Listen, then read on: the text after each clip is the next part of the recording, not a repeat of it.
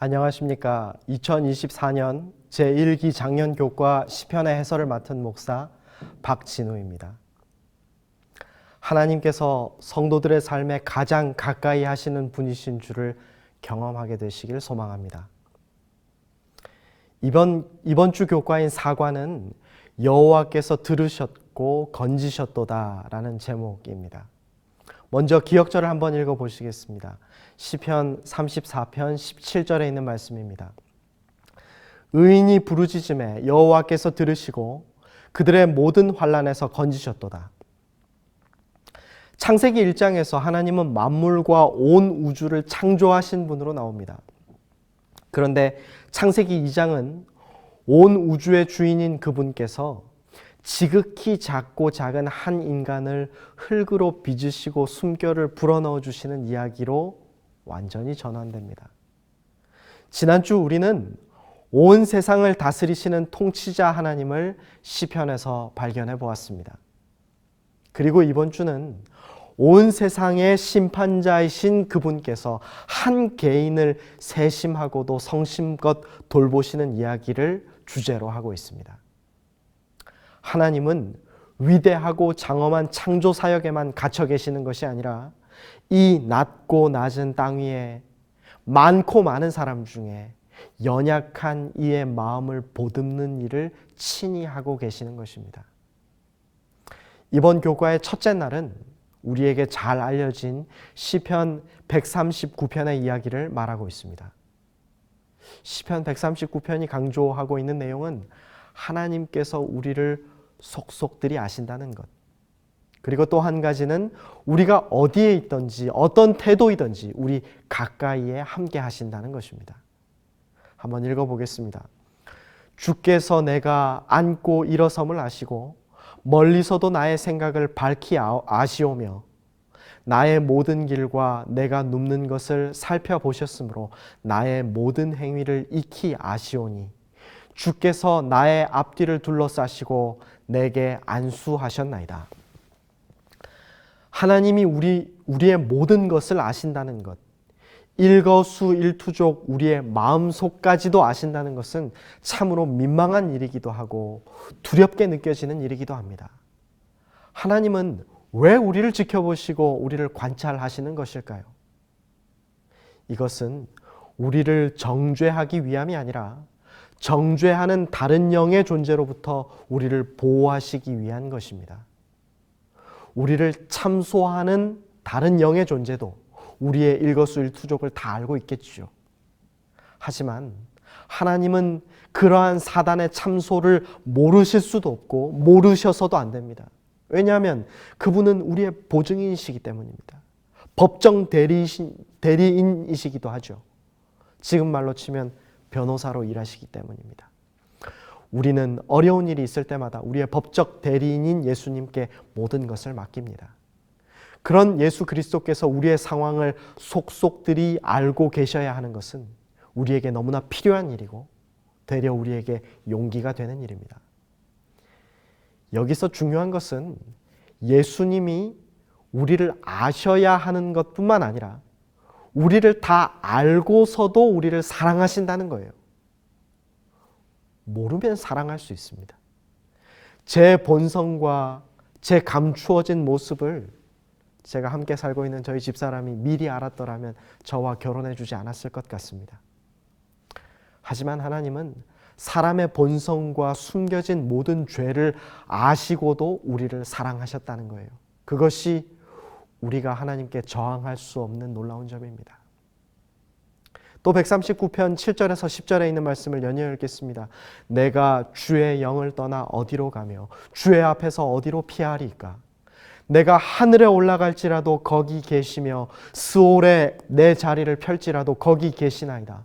내가 새벽 날개를 치며 바다 끝에 가서 거주할지라도 거기서도 주의 손이 나를 인도하시며 주의 오른손이 나를 붙드시리이다. 여기에 나타난 시적 자아는 도망하는 자입니다. 사람을 피해 도망하는 것이 아니라 하나님을 피하는 사람이에요. 우리의 신앙도 삐딱선을 탈 때가 있지 않습니까? 이유가 무엇이든 하나님을 피해서 도망하고 싶은 심정이 있죠. 또 우리가 죄를 지을 때 우리의 행위보다 우리의 생각이 죄로 더 멀리 뻗어나갈 때가 있습니다. 여러분은 어디까지 죄를 향한 그 마음을 뻗치십니까? 사람은 아무도 보는 이가 없고 겉으로는 표가 나지 않는 그때에도 마음속 죄악이 무한히 멀리 뻗어나갑니다. 제가 그래요. 그 끝을 알 수가 없습니다. 그 죄악의 생각이 새벽 날개를 치며 아주 먼 곳으로 날아갑니다. 하지만 거기서도 나를 붙드시는 하나님을 만나게 된다는 말씀이 오늘 저희가 읽은 시편 139편의 말씀입니다. 부처님 손바닥이라는 말이 있죠. 어디로 도망하든 손오공이 석가열의 손바닥 위에 있었다는 말입니다. 우리가 하나님을 피해 어디로 도망하든 하나님은 거기에 계시더라라는 말과 비슷합니다. 하지만 부처님 손바닥은 힘겨루기 아래 손오공을 오행산 속에 가두기 위한 손바닥이었고, 하나님께서 죄인을 가까이 하셨던 것은 그를 염려하여 그로 하여금 살게 하시기 위해 다가가신 것이었습니다. 이것은 마치 굉장히 마음 아프지만 눈을 떼지 못하시는 하나님이랄까요? 그분은 그곳에서도 우리를 붙드시고 내가 너의 구원자요 도움이라고 말씀을 해주십니다. 둘째 날 교과는 그런 하나님께서 우리를 돌보신다는 메시지를 전하고 있습니다. 하나님의 돌보심이란 그분이 창조주이신 것에 대한 무한 책임입니다. 시편의 글들은 우리가 하나님께 부르짖을 때 우리를 건지시고, 시편 40편 1절에서 3절에 있는 말씀이에요. 또 우리가 짊어진 모든 염려들을 대신 져주시는 분, 시편 55편 22절 기록되어 있어요. 그렇게 우리에게 소개해 주십니다. 특히 시편 121편에 나타난 하나님의 돌보심은 너무도 자애롭고 따뜻한 것입니다. 우리가 걷는 모든 걸음과 가는 길에 실족지 않도록 도와주시고, 우리를 돌보실 때 졸지도 주무시지도 않으시는 하나님은 마치 섬마 아장아장하는 아기를 돌보는 엄마의 모습을 상상하게 합니다. 낮에 광야길에서는 그늘이 되어주셨고 밤길에서는 달빛조차도 주의 백성을 해치지 못하게 막아주시는 분이신 것이죠. 시편 50편 15절에 있는 말씀을 읽어봅시다. 환난 날에 나를 부르라. 내가 너를 건지리니 네가 나를 영화롭게 하리로다. 환난을 맞이한 날에 우리는 마땅히 하나님을 의지하고 그분께 기도합니다. 그러면 하나님이 반드시 우리를 도와주시는데, 재미있는 것은 도와주신 하나님께서 기도하는 우리에게 네가 나를 영화롭게 한 것이라고 말씀하신다는 이야기입니다. 제가 아버지로서 가장 뿌듯할 때는 제가 부족하지만 그 아버지의 노릇을 할 수 있을 때입니다. 반대로 자녀가 뭔가를 굉장히 힘들어하거나 염려하고 있었는데 제가 그것을 알지도 못했고 도와주지도 못했을 때는 자녀의 숙인 고개, 처진 어깨만 보아도 제 마음이 너무 아프더라고요. 하나님 어떠실까요? 하나님은 사랑밖에 없으신 분입니다. 제일 잘하시는 것이 사랑을 베푸시는 일입니다. 그런데 우리가 그 하나님의 사랑을 거절할 때, 그분께서 가지신 것이 사랑이고 존재가 사랑이심에도 불구하고 그분이 우리를 도울 수 없을 때 하나님은 가장 근심하시고 가장 마음 아파하십니다. 반대로 하나님이 우리를 도와주실 수 있을 때 하나님은 가장 하나님다워지시고 행복해하시고 영화롭게 되시는 것입니다. 교과의 셋째 날은 그런 하나님께서 기꺼이 우리의 피난처가 되신다고 소개하고 있습니다. 지존자의 은밀한 곳에 거주하며 전능한 자의 그늘 아래 사는 자여, 그가 너를 그의 깃으로 덮으시리니 내가 그의 날개 아래 거하리로다. 그의 진실하심은 방패와 손방패가 되시나니 네가 말하기를 여호와는 나의 피난처시라 하고 지존자를 너의 거처로 삼았으므로 그가 너를 위하여 그의 천사들을 명령하사 내 모든 길에서 너를 지키게 하심이라. 저희가 시편 91편에 나타난 한 구절 한 구절을 다 읽지는 못했습니다. 그러나 여기에 나타난 의미들은 우리에게 피할 곳이 있으며 쉴 곳이 있다는 것을 감사하게 합니다. 하나님은 가장 은밀한 곳으로 나를 숨기시고 그분의 날개로 나를 가리시고 대적의 화살을 막아주는 방패와 손방패가 되시는 하나님, 그분께서 나의 피난처가 되신다니 그저 감사한 일입니다. 이런 하나님의 심정이 신약시대 예수님께서 하신 말씀 중에도 드러난 곳들이 있습니다. 마태복음 23장 37절에 있는 말씀입니다. 예루살렘아 예루살렘아 선지자들을 돌로 죽이고 내게 파송된 자들을 돌로 치는 자여, 암탉이 그 새끼를 날개 아래 모음같이 내가 너의 자녀들을 모으려 한 일이 몇 번이더냐. 그러나 너희가 원하지 아니하였도다.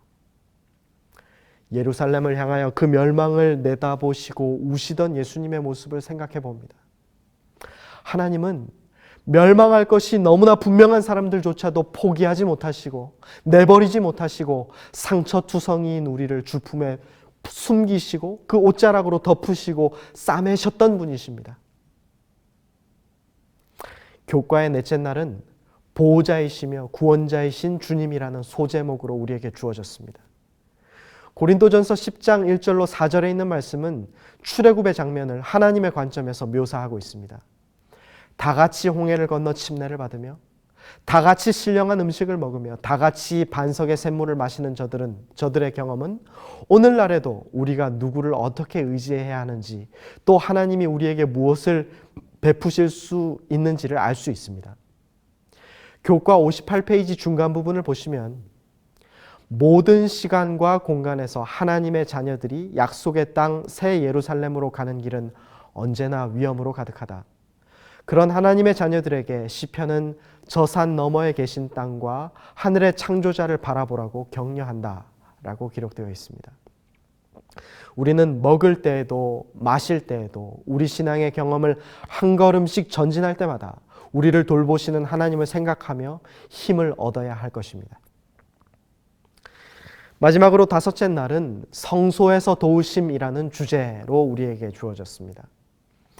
성소는 이스라엘 백성들이 이동할 때 맨 먼저 앞장서는 시작점이 되었고 또 기준이 되는 저들의 삶의 중심이었습니다.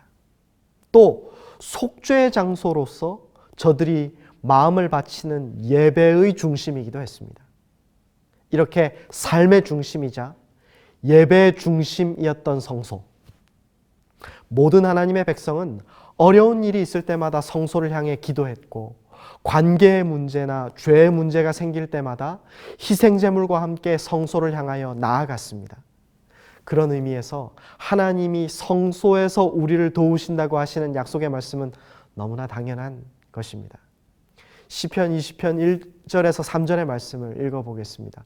환난 날에 여호와께서 내게 응답하시고 야곱의 하나님의 이름이 너를 높이 드시며 성소에서 너를 도와주시고 시온에서 너를 붙드시며 내 모든 소재를 기억하시며 내 번제를 받아주시기를 원하노라. 셀라. 이스라엘은 어려울 때, 환난의 때 하나님을 향해 나아가며 성소에서 제사를 드리고 그의 전 존재를 간압받기 원했습니다. 그의 거룩한 처소에 계신 하나님은 고아의 아버지시며 과부의 재판장이시라. 시편 68편 5절에 있는 말씀입니다. 또 이스라엘의 모든 소외된 자와 약한 자들이 어떤 장애물도 없이 하나님께 나오도록 하나님은 성소 제도를 통해 계획하셨습니다. 그런 의미에서 볼 때 마음에 힘든 일을 겪은 이들이나 사회 약자들에게 하나님의 은총이 더욱 필요하다는 것을 우리는 생각해 보게 됩니다. 사람은 자기 중심적이어서 힘든 순간이 찾아왔을 때 시야에 자기밖에 담지 못해요. 하지만 하나님의 돌보심을 이해하고 경험한 이들에게는 하나님이 귀히 여기시는 모든 형편의 이들이 하나님의 성소를 향하여 나올 수 있도록 장애물 없이 저들이 하나님께로 나아갈 수 있도록 돕는 것이 더 크고 기쁜 일이라는 것을 깨닫게 되는 것입니다. 오늘 교과를 마치면서 오늘 저희가 살펴본 시편의 구절들은 한 절 한 절 너무나 소중한 구절들이고 개인적으로 제가 너무 좋아하는 구절들이었습니다. 이 좋은 말씀들을 자세히 살피지 못하고 이렇게밖에 소개하지 못한다는 것이 제가 참 제 부족함을 통감하게 하고 제가 자괴감이 듭니다. 그러나 이번 한 주 교과를 공부하시면서 시편과 관련된 노래들을 함께 부르시면서 하나님의 돌보심을 느껴보시고 만끽하시면 좋겠다고 축복합니다. 행복한 한 주 또 행복한 안식일을 맞이하시기를 바라며 교과 방송을 마치겠습니다.